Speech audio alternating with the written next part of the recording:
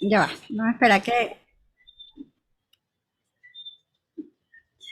Gracias a todos, bienvenidos. Este viernes, hoy 29 de octubre, les doy la bienvenida a todos, como siempre, todos los viernes. Agradecida en nombre del Instituto de Estudios Budistas Hispanos, en nombre de CAPAC. Está aquí, nos acompaña, como siempre, Betty Villafuerte, de CAPAC. También Mariano que nos ayuda siempre también, y bueno, y yo, para los que no me conozcan y están entrando hoy por primera vez, Marina Shinji Tirado, directora del Centro Zen Daishin, y les damos la bienvenida a todos. Gracias por acompañarnos. Hoy tenemos un invitado muy querido por parte mía, por parte de todos aquí en Caracas, pues Soldi Parra. Él es instructor y fundador de una escuela de budismo vajrayana, como es los Drinkunkayu. También es fundador de la Escuela de Medicina Tradicional Tibetana aquí en Caracas, avalada por el Sorik Kant International. Si lo dije mal, bueno, me disculpan. Él es, bueno, instructor desde hace muchísimos años de budismo, tiene de budismo tibetano, de Vajrayana, tiene yo diría, una de las sangas más grandes que continuas, porque hay bastante practicantes de budismo, quizás de otras escuelas de budismo tibetano en Caracas, pero yo creo que el grupo de Soldi constante es bastante grande y bueno, es muy querido. Y gracias, Soldi, por acompañarnos hoy. Aquí en Caracas está cayendo un diluvio, pero bueno, aquí estamos muchísimos alumnos tuyos de Caracas. Muchísimas gracias por acompañarnos hoy con un tema, como te decía Winston, antes de retirarse por el tema de la lluvia, que se tenía que ir a su casa, pues un tema muy importante para el instituto, como es aclarar algunas cosas sobre el budismo tántrico. Muchísimas gracias, Soldi. Adelante. Hoy vamos a terminar a 5 para las 9. Se tiene que retirar Soldi. Cualquier cosa, bueno, se pueden quedar los que quieran, pero hoy lamentablemente Soldi tiene una clase a las 9, porque él es también, además de todo, es traductor simultáneo de 2 lamas tibetanos. Adelante, Soldi.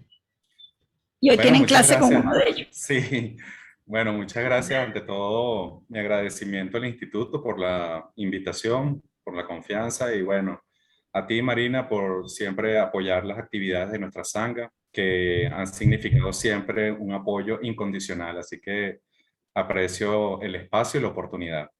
Entonces, bueno, vamos a abordar el tema porque no tenemos mucho tiempo y no vamos a tener tampoco mucho tiempo para preguntas. Entonces, si a lo largo de la charla hay alguna pregunta que ustedes consideren que sea verdaderamente importante, yo voy a tratar de dejar al final por lo menos unos 5 o 6 o 7 minutos para contestar una pregunta.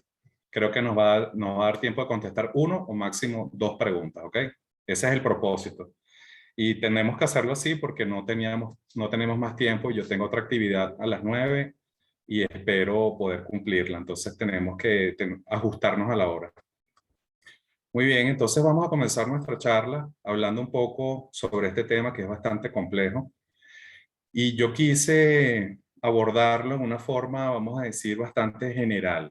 La idea aquí no es dar aunque este es un instituto y casi muchas de las personas que nos puedan estar escuchando son académicos, la idea no es dar una cátedra o una clase magistral sobre qué es el budismo tibetano, sino más bien dar un enfoque, una aproximación y deslindar esta visión del budismo tántrico de la nueva era. Ustedes saben que la nueva era es en cierta forma un movimiento poliforme que tiene múltiples ramas, tiene múltiples escuelas y una amalgama de creencias que se han ido sumando, particularmente en los últimos 130 o 140 años, ¿no? Entonces, hay una gran confusión y por eso Creo que la clase de hoy va a ser importante para ayudar a las personas que tengan un interés en conocer un poco más, digamos, en forma objetiva sobre el budismo tibetano. Entonces, voy a compartir una presentación que tengo. Esta presentación, la idea, como les dije, es dar esta información que lo que busca, más que dar información académica, lo que busca es crear una idea de cómo diferenciar el budismo tántrico de la nueva era, que además ahí está sometido a una gran confusión desde hace ya bastante tiempo. ¿Okay? Entonces voy a comenzar a compartir la presentación a medida que voy hablando. Entonces voy a comenzar hablando un poco de lo que es la nueva era. Y la nueva era es algo que en realidad afecta a todos los practicantes budistas, no solamente al budismo tibetano, pero particularmente al budismo tibetano. ¿Y cómo nos afecta? Nos afecta porque el budismo es algo relativamente reciente en Occidente, particularmente nosotros como cultura hemos descubierto el budismo en tiempos relativamente recientes. Estoy hablando de Occidente, ¿no? Entonces, la forma en que llegó el budismo a Occidente, que llegó por múltiples vías, influyó mucho también, de acuerdo a la cultura, de acuerdo al momento histórico en que ocurrió esta conexión con el budismo. Y en el budismo tibetano, ustedes saben que el budismo tibetano fue particularmente una de las últimas ramas del budismo en darse a conocer. Y la forma en que se dio a conocer o comienza a ser descubierto por Occidente es de la mano de dos personas que muchos de ustedes deben conocer. Voy a ver si puedo compartir aquí. Vamos a ver. Ok, muy bien. Estas dos personas, a ver, son Alexandra David Neal y Evan Wentz, Walter Evan Wentz. Estas dos personas fueron occidentales que se aproximaron o fueron de los primeros occidentales en llegar al Tíbet y descubrir de alguna manera el budismo tántrico. Alexandra David Neal, seguramente muchos la conocen, muchos han leído alguna historia sobre ella, ella es muy famosa, muy conocida. Fue una mujer verdaderamente excepcional que llegó disfrazada al Tíbet cuando el Tíbet era todavía un país que no permitía el ingreso de personas extranjeras. Entonces esta mujer, con una gran decisión y con un gran sentido de la aventura, se disfrazó, y ustedes pueden ver en esta imagen, ella que está aquí del lado izquierdo, está vestida en la usanza típica tibetana. Ella se disfrazó como tibetana y logró ingresar a Lhasa, que era en ese momento una ciudad prohibida a los occidentales. Esto a principios del siglo XIX era toda una aventura. ¿Y por qué es importante mencionar a Alexandra David Neal y luego posteriormente a este otro señor que está aquí a su lado, que es Walter Evans Wentz? Porque estas dos personas fueron de alguna manera los responsables de la visión que tenemos actualmente sobre muchos de nosotros sobre el budismo tibetano. Alexandra David Neal fue, como les dije, una pionera en traer el budismo al occidente, pero recuerden que en esa época, estamos hablando de el inicio del siglo XX, había todo un movimiento a nivel mundial de descubrimiento, de grandes aventuras. Fue la época en que los hombres estaban luchando para alcanzar, por ejemplo, conquistar los polos. Habían expediciones, se organizaban expediciones para ver quién era el primero en llegar al polo sur o al polo norte. Y luego, en esa misma época, ocurrieron grandes hechos históricos que de alguna manera influyeron en lo que yo pudiera llamar la visión del budismo tántrico, del budismo tibetano. Particularmente, yo les voy a colocar aquí una imagen, ¿no? Donde hablo un poquito de las influencias de la nueva era y coloco estas influencias como manera de ilustrar la visión histórica de ese momento y por qué eso marcó la visión que tenemos del budismo tántrico, que se entremezcla de alguna forma con la nueva era a pesar de el esfuerzo de muchos académicos y de muchos maestros calificados de poder deslindar el budismo tántrico de la nueva era. Entonces, tenemos que en el siglo XIX o finales del siglo XIX había surgido el movimiento de la teosofía, el movimiento teosófico, fundado principalmente por Elena Blavatsky, que era una medium, una persona que tenía capacidad de medium o de canalización, y ella, unida con otras 4 personas, funda la Sociedad Teosófica. Y esta Sociedad Teosófica se convirtió rápidamente en un movimiento muy, muy fuerte, con mucha influencia. Además, contó con el apoyo de recursos económicos y de instituciones y de personas de gran influencia que permitieron que el movimiento teosófico se expandiera y se afianzara como una forma, digamos, como una visión espiritual. Entonces, ¿por qué es importante mencionar el movimiento teosófico en este contexto? Porque en ese momento la historia señala toda esta inclinación, todo este volcamiento a la investigación espiritual. Entonces en ese momento estaban, por ejemplo, el movimiento espiritista, los movimientos ocultistas, había todo este surgimiento de los mediums, los llamados mediums, los canalizadores, y toda esta atmósfera, vamos a decir, de misticismo, de misterio, era la atmósfera imperante a finales del siglo XIX y a principios del siglo XX.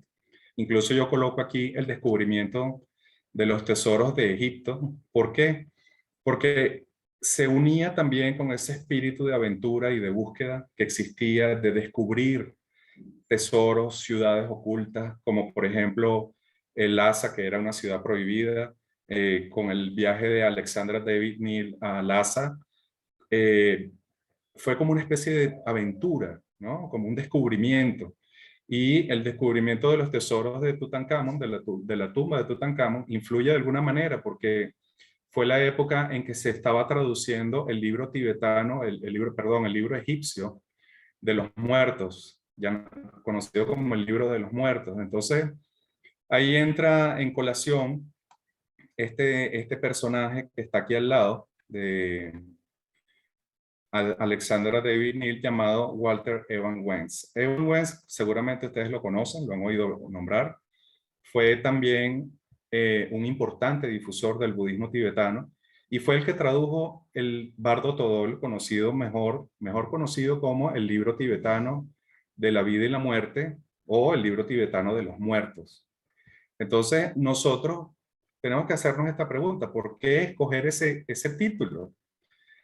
Bueno, porque en esa misma época, en ese contexto histórico, el descubrimiento de la tumba del rey egipcio, el descubrimiento, la traducción del libro de los muertos de Egipto, tiñó un poco esta atmósfera, este descubrimiento de los textos tibetanos. Entonces, Evan Wentz, creo, y esto es una interpretación a nivel personal, quiso de alguna forma proyectar el descubrimiento del Bardo Thodol dándole un título similar a el libro egipcio de los muertos, y le puso este título, ¿no? Incluso el día de hoy se sigue utilizando, ¿no? El libro tibetano de la vida y de la muerte, o el libro tibetano de los muertos. Y sabemos que el libro tibetano de los muertos se llama en realidad Bardo Thodol. No tiene nada que ver con el texto, el título que le colocó. Bardo Thodol se traduce básicamente la liberación a través de la escucha. O sea que no tiene ninguna conexión, pero él consideró que ese título permitiría la difusión de este importante libro. Y entonces cuando uno ve este contexto en el que surgen en los movimientos de la nueva era, en el contexto histórico, en el momento histórico, estaba toda esta atmósfera de aventura, de misticismo, de ocultismo. En ese momento es que comienza el descubrimiento del Tíbet. Comienza Alexandra David Neal primero, y luego otros comienzan a atraer al budismo tántrico a Occidente. Y por supuesto la gente estaba enamorada de ese aspecto místico, oculto, secreto, que de alguna forma eh, creó esta imagen un poco distorsionada del budismo tántrico. Entonces, yo estoy colocando aquí estas influencias en la nueva era simplemente para dar el contexto, ¿no? El contexto de por qué esta visión influyó en la manera en que incluso actualmente todavía las personas ven el budismo tibetano. Tenemos, por ejemplo, el libro La conspiración de Acuario, luego más recientemente el movimiento de contracultura hippie, tenemos el movimiento OVNI, los extraterrestres, o sea, la nueva era ha ido incorporando en su movimiento todos estos elementos que de alguna manera se conectan con la espiritualidad, se conectan con la búsqueda espiritual. Entonces, el tantrismo no ha podido escapar, pienso yo, no ha podido escapar completamente de esta visión un tanto sincretizadora, donde a través de la raíz de la teosofía, en la teosofía, si ustedes conocen la teosofía o han leído algo sobre teosofía, sabrán que uno de los postulados de la teosofía es la sincretización religiosa. Es la forma de equiparar, digamos, las diferentes religiones como diferentes manifestaciones de un origen común, que tienen un origen común. Entonces, a través de la teosofía, que fue de alguna manera permeando la cultura, se surgió esta visión de que el budismo tántrico era otra práctica de corte holístico, de corte, vamos a decir, que podía ser incorporada al movimiento teosófico. Y cuando uno lee un libro de teosofía, hay varios libros disponibles todavía en el mercado que se consiguen, ustedes van a descubrir que se toca el budismo tántrico, pero se toca únicamente en sus aspectos de ocultismo o de lo que está relacionado con el ocultismo. Entonces, esto ha generado evidentemente una gran confusión. La confusión se extiende incluso hoy día al punto que las personas tienen una idea del budismo tántrico como esta especie de práctica que incorpora la sexualidad o incorpora sustancias consideradas impuras o prohibidas, que de alguna manera sí tienen una conexión con la realidad, pero no son realmente lo que define al budismo tántrico. Entonces, tenemos aquí estas dos personas, ¿verdad? Yo les coloqué aquí esta imagen de Elena Blavatsky y de Alice Bailey. Alice Bailey es considerada la madre del movimiento Nueva Era, incluso hay existe este libro que lo pueden leer, y es muy bueno leerlo porque de alguna forma uno entiende cómo estos conceptos han ido permeando la cultura occidental.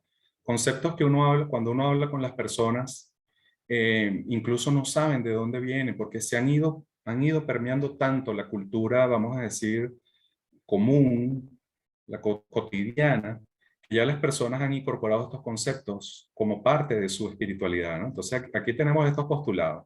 Por ejemplo, cuando uno habla con las personas que siguen o están incorporados en la nueva era, te hablan del rechazo a las religiones establecidas, te hablan de la propuesta de un nuevo orden mundial, una nueva visión espiritual donde se tiene, digamos, un concepto distinto sobre lo que es la divinidad, sobre lo que es Dios, sobre lo que es la espiritualidad, sobre lo que los valores espirituales.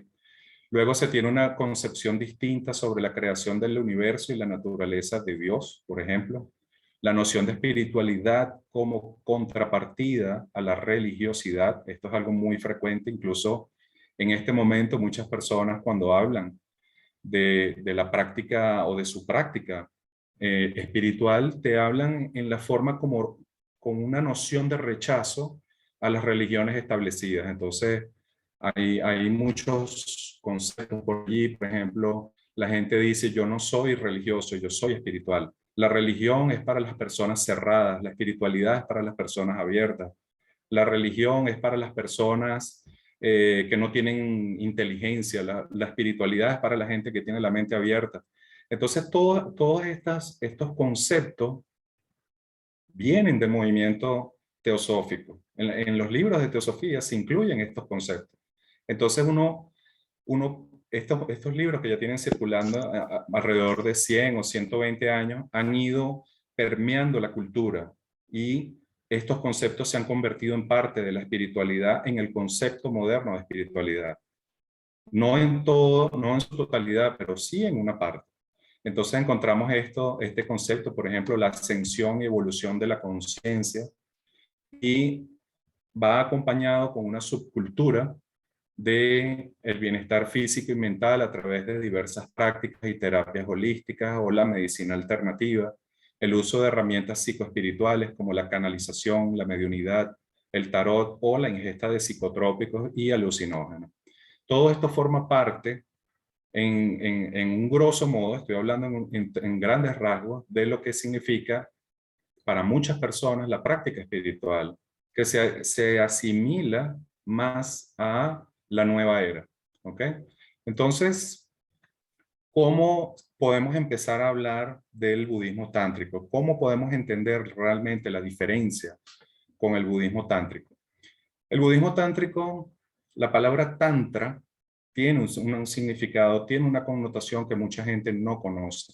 Cuando la gente oye la palabra tantra, piensa inmediatamente en sexo tántrico, sexualidad tántrica, porque es el concepto que, de acuerdo a nuestra mentalidad moderna y occidental, resulta más atractivo. Es evidente que cualquiera se sentiría atraído a tener una sexualidad sublimada, cualquiera se podría sentir atraído a lograr alguna experiencia mística o espiritual a través de la sexualidad, por ejemplo, o a través del uso de sustancias. Entonces tenemos movimientos donde se utiliza la ayahuasca o el peyote o cualquier otra sustancia para alterar la conciencia, y a través de esta alteración de la conciencia se logra una experiencia mística. Y eso, de alguna forma, también ha teñido la visión que se tiene sobre el Tantra, porque la gente, cuando oye de budismo tántrico, inmediatamente piensan en este tema relacionado más con la sexualidad sublimada que con la realidad de la práctica espiritual. Entonces, ¿cómo se inicia y qué es el budismo tántrico?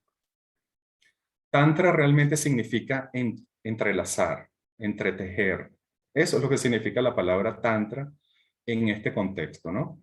Entonces, el budismo, como ustedes saben, aquí todo este grupo, prácticamente los que me escuchan en su mayoría son practicantes y saben de lo que estoy hablando, saben que tuvo se fue difundiendo a través de los países de Asia y de algunos países de Oriente, y fue evidentemente alcanzando cada vez más fronteras más alejadas desde su punto de origen, ¿no? Entonces, en el Tíbet comenzamos con estas personas clave, ¿no? Estos personajes claves que fueron los que realmente impulsaron el budismo en el Tíbet. Tenemos al rey Sonsen Gampo, que en el siglo VI o siglo VII aproximadamente inicia la primera gran difusión del budismo. Y aquí hay muchas historias. En el Tíbet realmente es difícil a veces deslindar un poco la leyenda del hecho histórico, ¿no? Hay muchas leyendas que tienen esta connotación histórica, y entonces es realmente difícil saber con exactitud hasta dónde alcanza la leyenda y dónde comienza la precisión histórica. Pero sí tenemos la idea de que el rey Sonsen Gampo propició la entrada del budismo en el Tíbet y construyó varios centros de estudio con la idea de que el budismo fuera entrando al Tíbet. Pero en el Tíbet hay una característica. Ustedes, si saben cuál es la ubicación geográfica del Tíbet, saben que primero es un país que está en un altiplano, está en una gran altitud y está en una situación de relativo aislamiento.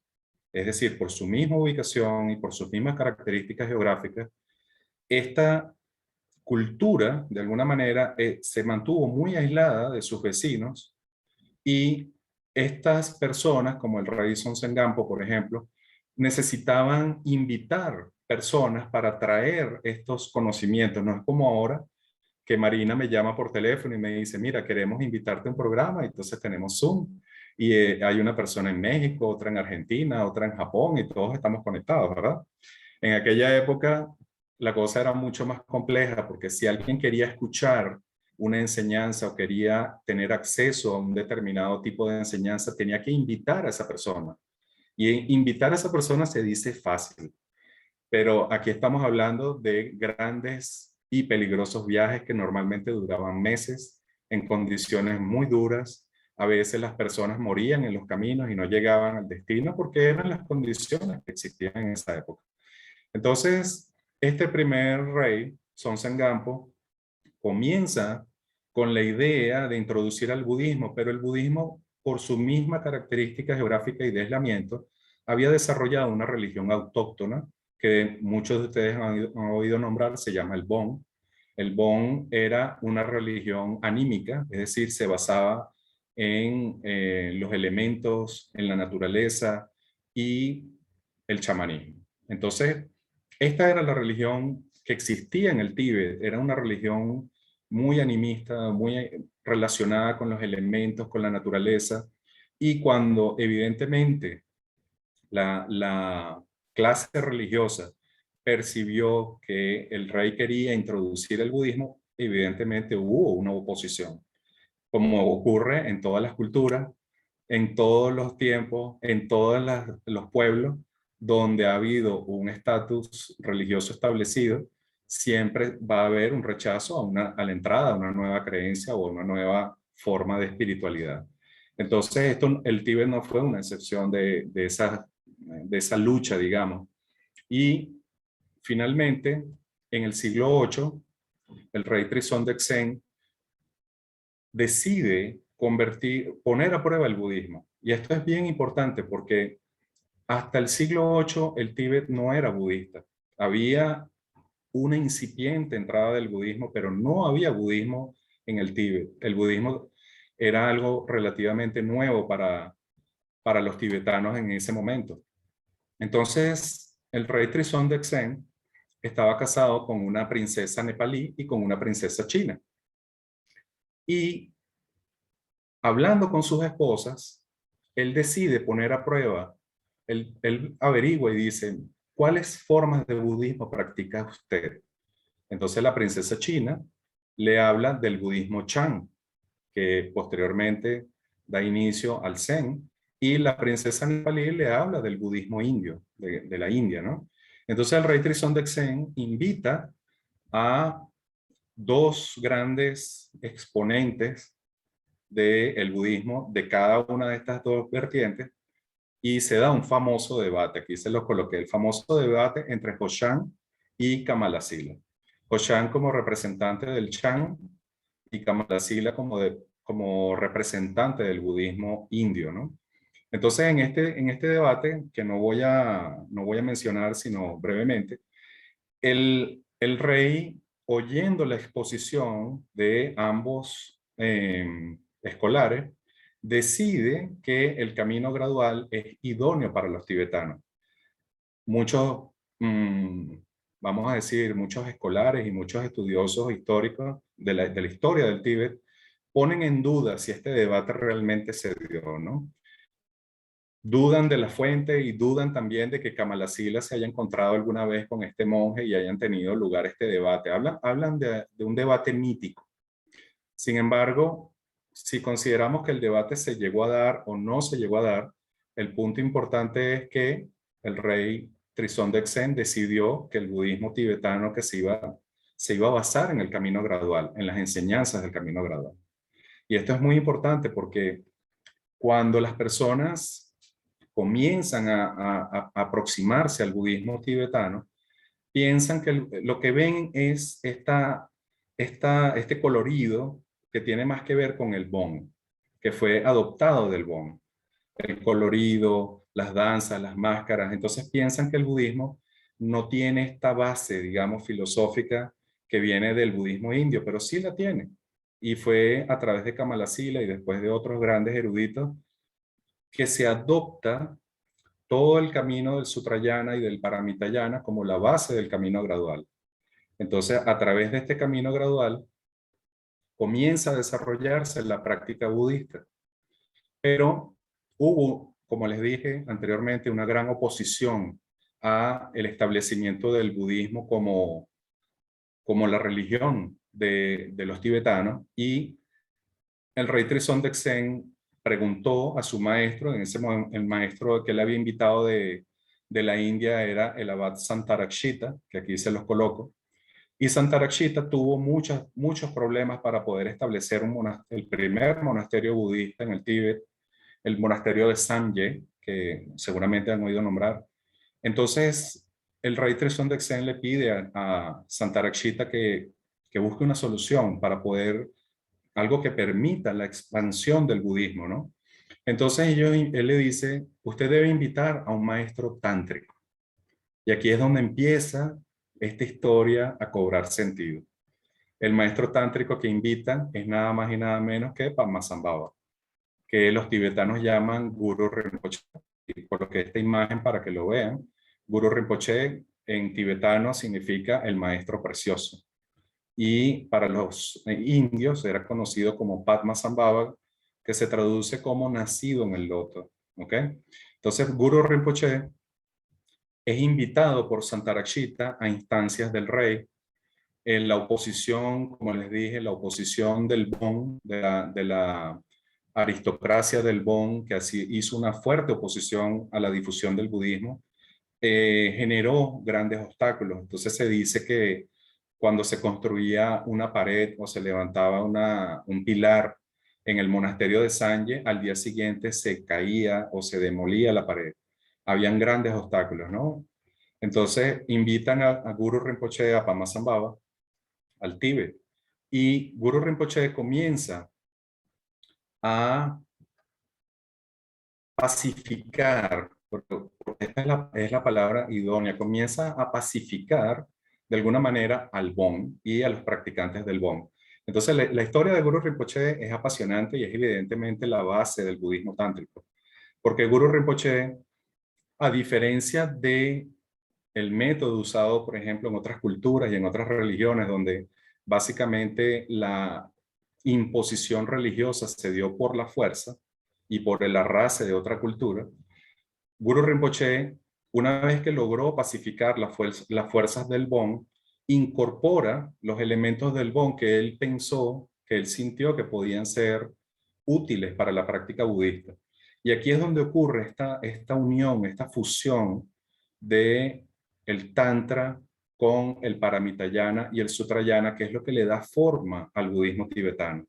Entonces el budismo tibetano contiene no solamente los elementos del budismo primario que están incluidos en el Sutrayana, también incorpora los elementos del Paramitayana, en donde se habla de los sutras de la vacuidad y de la perfección de la sabiduría. Y luego esto entra en unión con todas estas prácticas que Guru Rinpoche denomina upayas. Upaya significa, en idioma tibetano, significa medios hábiles.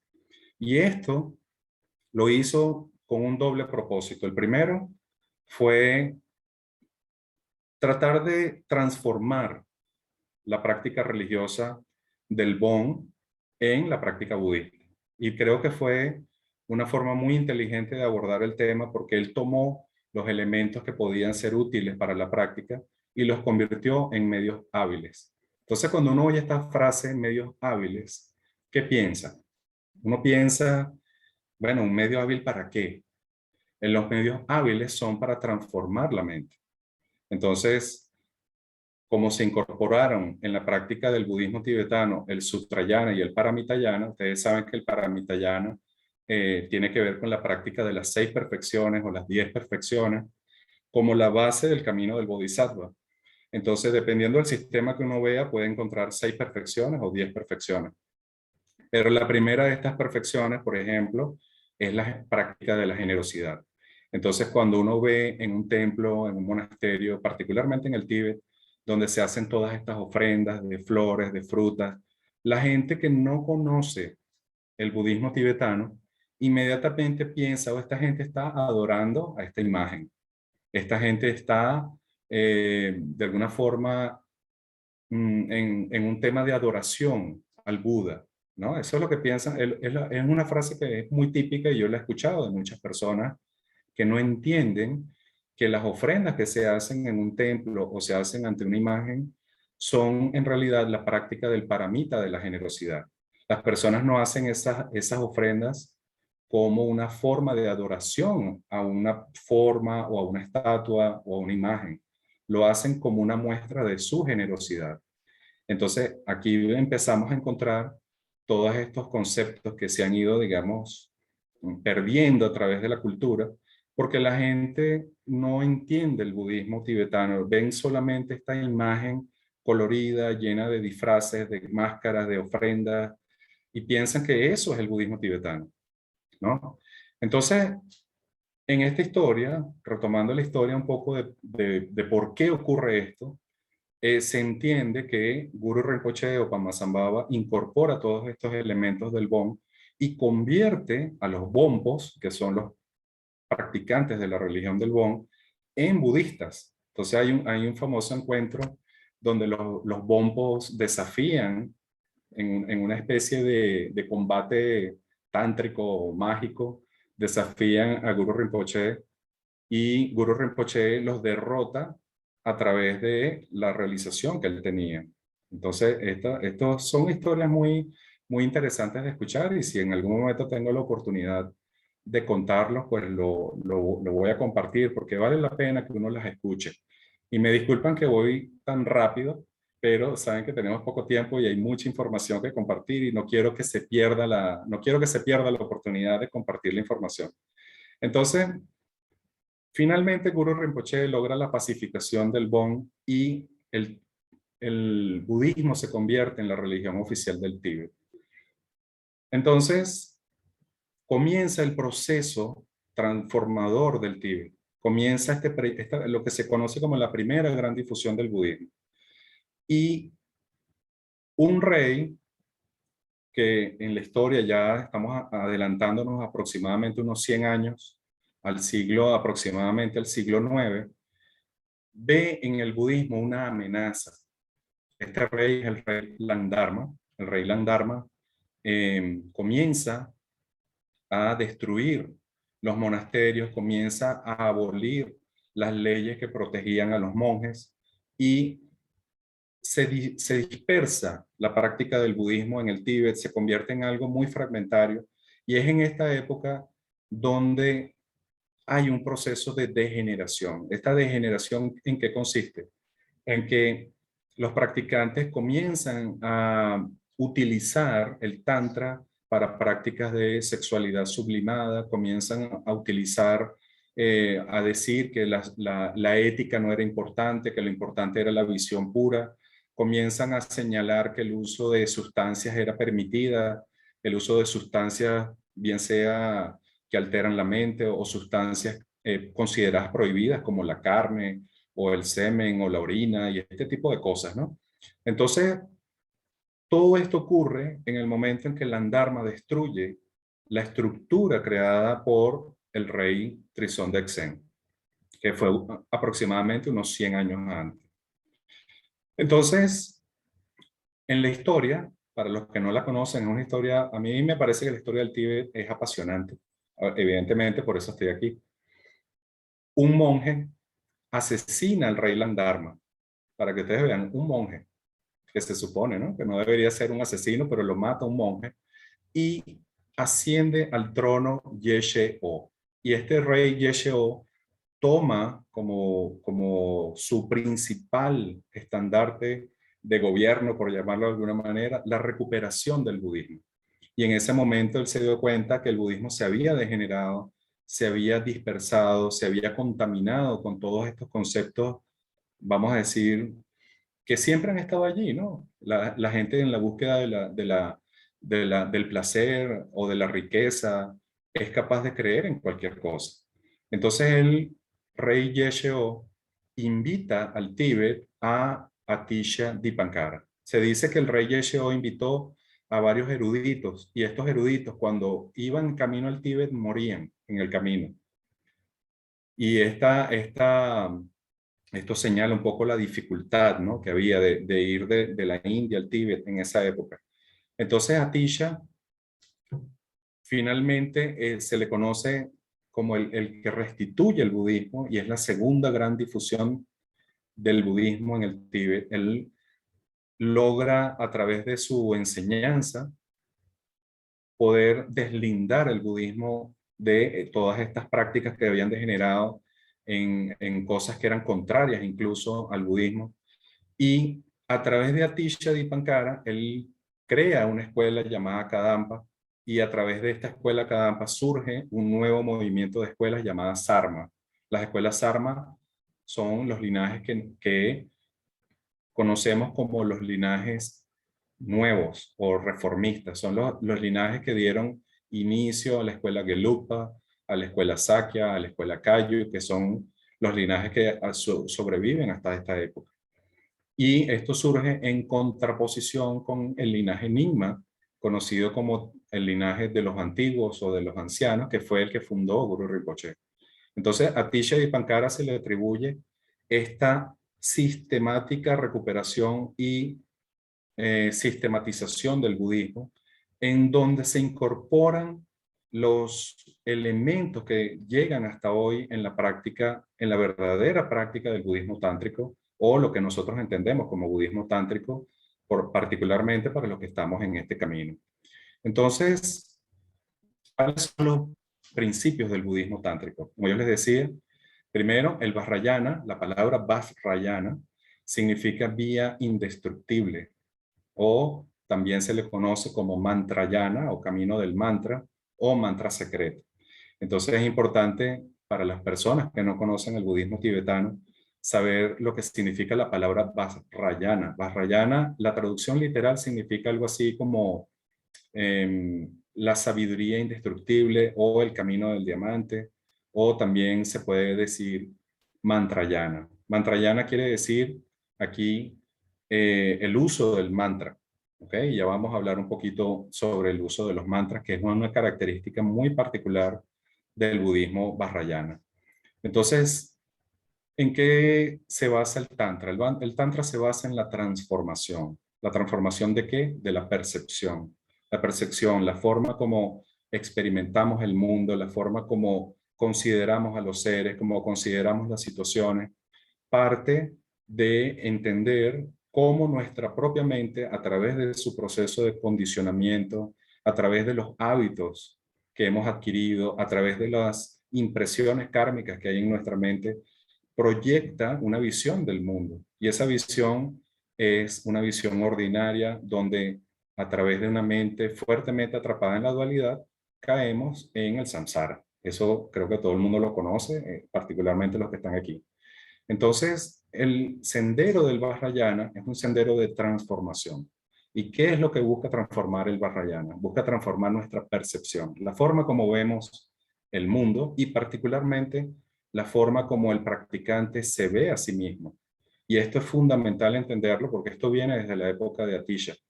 Atisha sistematizó la práctica de el Sutrayana y el Paramitayana como la base del Vajrayana. Y luego incorporó los medios hábiles, como les decía hace rato, los upayas, para combatir estas tendencias o patrones negativos que están en la mente. Entonces, es simplemente entender que es algo muy hasta científico, y las personas que no conocen el budismo tántrico, lo que ven es esta imagen de misticismo, misterioso, secreto, y juzgan el budismo tibetano en base a esta imagen un poco misteriosa y a veces atemorizante que tienen las deidades tibetanas, ¿no? Cuando vemos un protector tibetano con esta imagen fiera, con unas armas o con alguna copa de hueso, tú dices, bueno, pero esta gente está adorando aquí a quién, ¿qué es esto? ¿Un demonio? ¿De qué se trata esto? En realidad no se trata más que de los medios hábiles que utiliza el practicante del Vajrayana para combatir sus propias tendencias, sus propias propensiones negativas, las cuales sabemos, y yo simplemente reconozco, todos tenemos propensiones negativas. Entonces no se trata simplemente de reconocer la verdad, se trata de poder remover de una forma hábil, utilizando un medio capaz de erradicar estos obstáculos a la realización de la naturaleza de la mente. Entonces, esos son los upayas. Cuando ustedes vean en un templo, en un monasterio, todas estas imágenes, esos son upayas, por qué se representan a las deidades tibetanas de diferentes formas, en diferentes clases, con diferentes colores, con diferentes armas, con diferentes ornamentos. Todo eso no es más que simbología que representa una cualidad de la mente, representa una condición de la mente, representa una capacidad de la mente. ¿Y por qué? ¿De dónde viene eso? ¿Por qué se considera que el proceso de visualización puede ser útil, un medio hábil, un upaya para transformar la mente? ¿Por qué se considera que el mantrayana puede ser un medio hábil para transformar la mente? Bueno, aquí voy a hacer un paréntesis. Las personas que tienen esta visión, por ejemplo, dicen, bueno, ¿para qué me sirve un mantra? ¿Para qué me sirve decir Om Mani Padme Hum, Om Mani Padme Hum, Om Mani Padme Hum cientos de veces? ¿Qué logro yo con esto?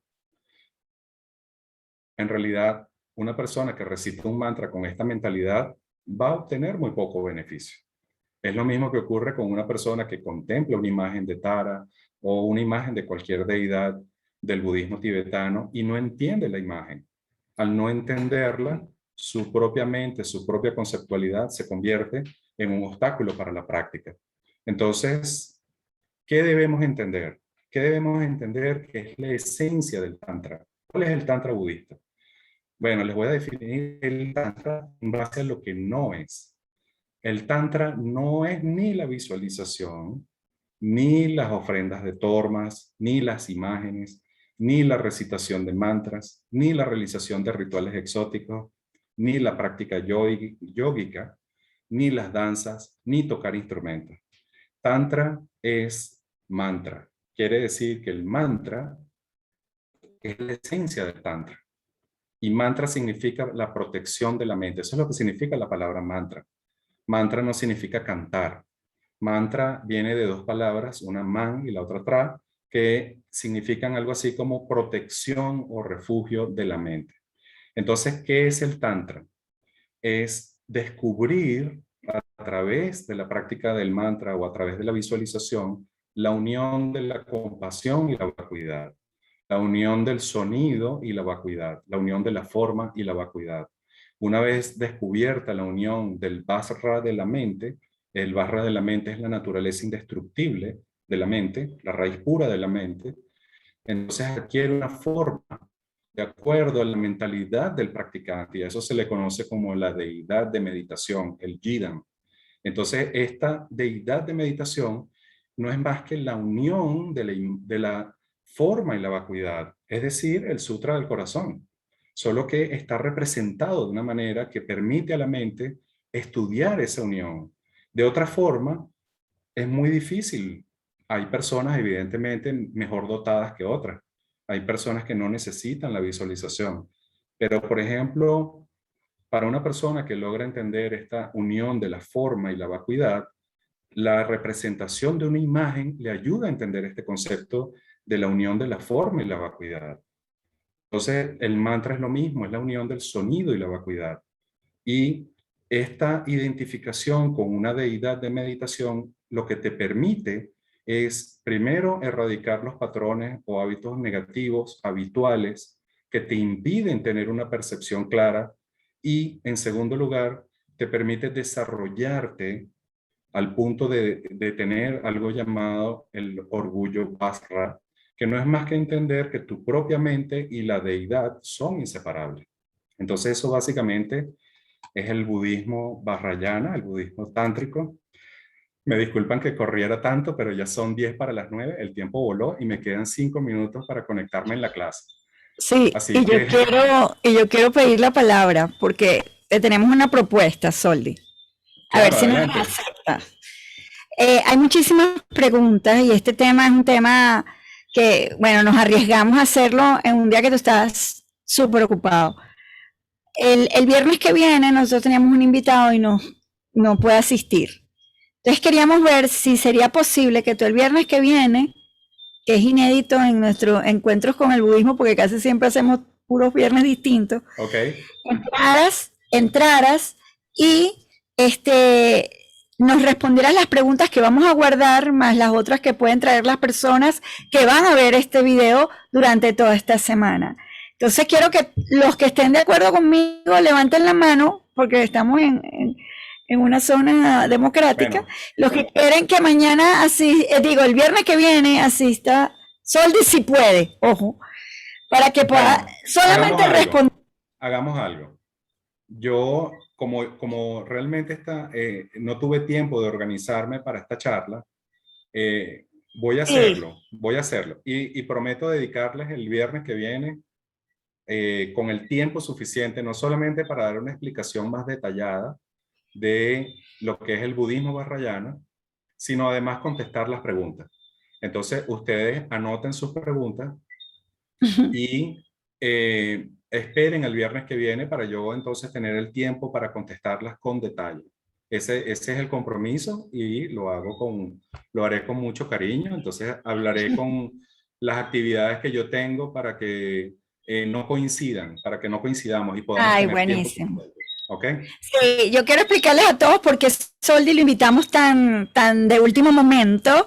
El venerable Nandisena le tocaba hoy, pero el venerable tiene problemas con su internet en el monasterio, tiene un problema gravísimo con el internet y no se puede conectar como estamos acostumbrados a hacerlo, o sea, tiene problemas con el cable del internet de allá del monasterio y no se lo han podido resolver.